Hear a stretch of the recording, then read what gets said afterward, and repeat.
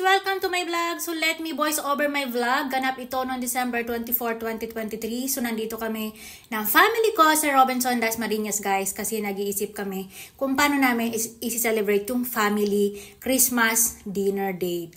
So ngayon, di namin alam kung saan ba kami pupunta. Mag-SM Max ba kami? Sangyupsal, Jollibee, McDo, Manginasal. Pero buti na lang, naisip ko na why not humingi kami ng tulong kay Google para maghanap ng best restaurant. So, nakatulong naman siya. Ang nahanap namin yung Kubli Cafe Bistro located guys in Silang. So, ayun nga, nag-aantay kami ng bus at this moment. And napagkasunduan namin na mas mabuting pumunta kami sa Silang. So, here we are at the bus, guys. Nahilo ang person. Todo pamahid tayo ng bapurin. Kasi ayoko ng kating ko kasi amoy matanda. Char. So, ayun. 35 lang ang pamasahe. Malapit lang siya, guys, sa amin. And we are all excited. Tadan! Welcome to Kubli Cafe, guys. Yan. Tatawid ka lang, guys. Itong way, papuntang Manila. And the other side, papuntang Tagaytay, Batangas, Alfonso. So, ayun po, sinum ko na. Yan ang Kubli Cafe Bistro dito sa Silang. Family ko yan. Tatawid lang and welcome to Kubli Cafe Restaurant. Ito po yung entrance nila. Nandyan si ate yung nakaitim, maganda at sexy. Siya po yung mag-a-assist sa inyo kapag nagpunta po kayo doon. So, maganda yung design nila sa outside. Ganyan po yung itsura niya. Very peaceful and Kubli Restaurant. So, may ang dami nilang mga design kasi nga 'di ba Christmas and marami ding tao. Yan ang the best na design ng restaurant. Nagpicture na kaagad sila ang aga-aga. So, maganda yung panahon na punta namin. I think it's around 5:30 and nag-close sila 8 p.m. So, ayun, naglakad ka ng konti. And then, makikita mo dyan ang different kinds of something na kung saan mo gustong pumesto. Gusto mo dyan sa kahoy na yan. Gusto mo doon sa may payong-payong. Ayun yung kapatid ko tsaka anak ko. Excited na sila. Hindi nila alam kung saan sila uupo. Kasi sabi ng mama ko, may rayuma ako. Kung doon tayo uupo sa ganyan. Pero gusto ng kapatid ko, umupo kami sa ganyan. Tatsulok na yan. Kaya ang napagkasunduan guys, doon kami magstay sa tatsulok na lamesa. And ang ganda sa paligid guys, di ba? Nakaka-relax. And yan yung two-story na kainan, kubo-kubo. So gusto mo sa ilalim, gusto mo sa ibabaw. Tapos, ayan na, finally, napilit namin si Mudra. Ayan, masakit to kasi tuhod niya guys. Pero maganda naman kasi yung style. Sabi ko, hayaan mo na para kakaiba naman yung experience namin. So bihira lang to, once in a lifetime. So ayan, nag-order na sila habang ako ay nag-prepared para sa aking vlog, ikot-ikot ng person, kuha-kuha ng mga video and pictures. So, ang location na to guys is very Instagrammable as you can see. Ayan, maganda talaga. Pero nung pagpunta namin, hindi pa siya masyadong crowded kasi nga, pa lang siya, mga 5:30. So, dumami yung tao, mga around 7. So, medyo malapit nang mag-set ang sunset, kaya medyo dahan-dahan ang kumukulimlim. At meron din silang coffee shop over there. Meron silang cake and ito yung family ko. Kapatid kong bunso, anak ko, brother ko, ayan. Akala nila ay picture, video pala. Mama ko, ayan. And excited sila. Mag-aantay ka nga lang ng 20 minutes bago dumating ang iyong order. Marami silang menu guys. Ayan, ikaw na bahala. Pizza, Japanese food, ayan, mga sushi, mga nachos, ramen, Filipino food, dessert, pizza, milkshake, fruit shake, meron din silang wine. Ikaw na guys, bahala. But payo ko lang sa inyo, pupunta ka doon, please bring extra budget. Char. I promise you that. So, ayan. Pa-cute muna ako dyan. Nag-vlog ako.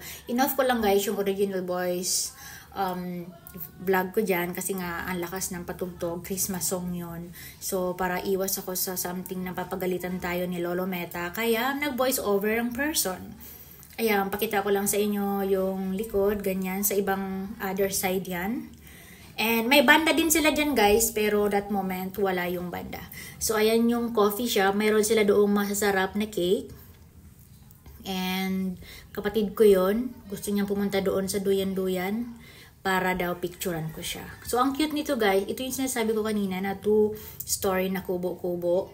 And ayan, ang tagal dumating ng order guys kasi syempre maraming tao kaya medyo kailangan maging patience guys. So nag-ikot-ikot muna ako para vlog na naman. So yung kapatid ko patiently siyang nag-aantay kasi nga gusto niya gamitin ang cellphone ko para pang picture. So ito, gusto ko tong design na to. May ano siya dyan, water na ganyan-ganyan. Tapos, ang ganda ng blend ng lightning. Tapos, may pa-isda-isda dyan. Hindi ko nga lang nakita kung nasaan yung isda, char. So, ayun. Ang ganda din dyan na setup na yan. Gusto mo magka-picture, pwede kang umakyat dyan. It's up to you. Basta once na pumasok ka sa loob ng compound na yan, everything is free.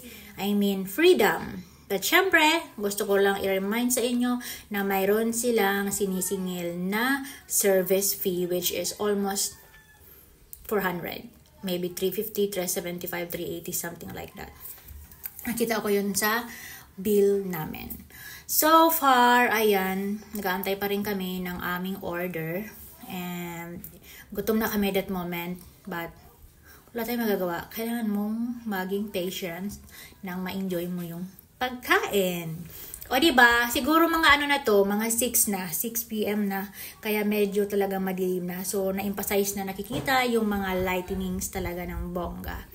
So, ayun, bumalik muna ako sa family ko at dumating na yung pagkain namin. Tada, meron kaming tempura, shrimp, meron kaming chicken, ayan.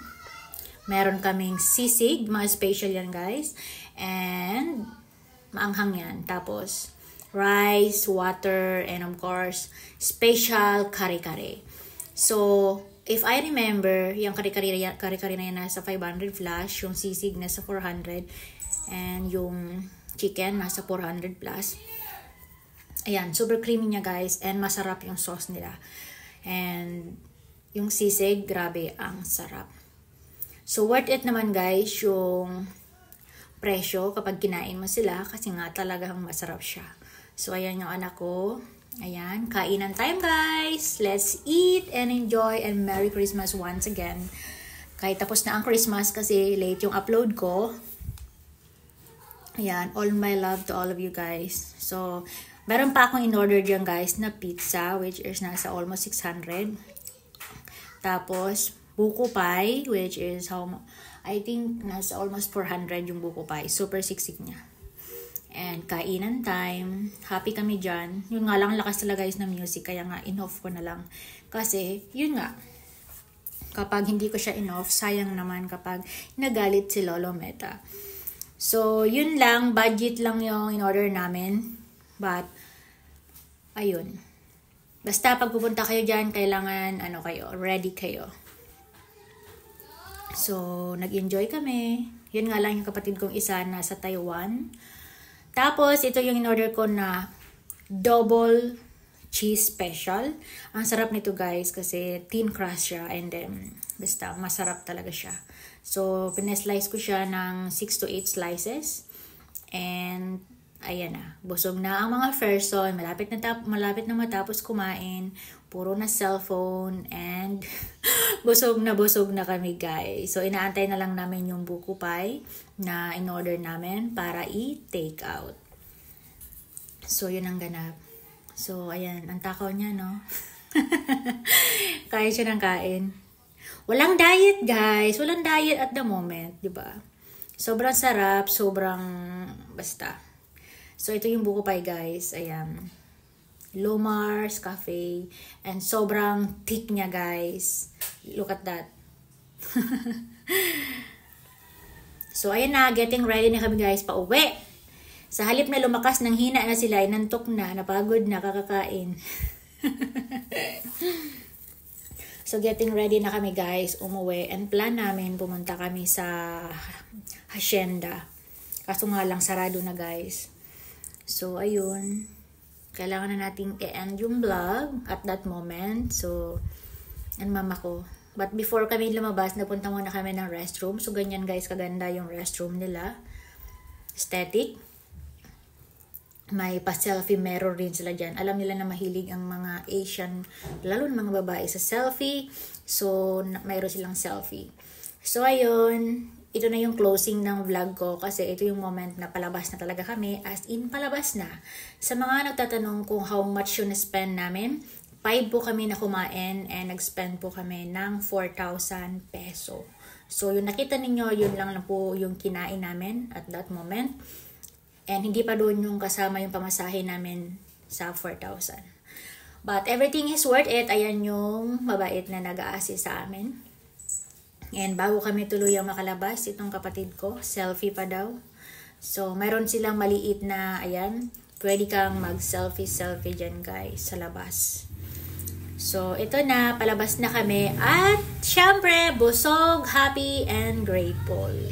So, may parking lot sila guys. Kung may kotse kayo, mas maganda. Kami guys, walk-in lang. Pwede naman ang walk-in na pumunta dyan as long na, syempre, afford mong bilhin yung mga dapat mong kainin. Basta, magdala kayo ng extra budget guys. So, ayun, nagantay na lang kami guys ng bus dito and ready na kami pumunta sa Hacienda. At that moment, nasarado naman nung pumunta kami. So, ayun, shout out sa aking kapatid nila sa Taiwan. Thanks, dude. And thanks, guys, for watching and for always supporting my randomness vlog. So, once again, dito po ang Kubli Cafe Bistro located sa Silang. So, ito na. All my love, guys. Nag-aantay na kami ng bus. And, happy kaming lahat. So, selfie muna! So, ayan, nakatawid kami guys. Ganoon ang itsura. Ayan, ganoon. Nag-aantay kami ng bus at this moment. Kasi punta nga kami sa Hacienda. So, ayan ko na yung vlog ko guys. Thanks for watching once again. Bye-bye!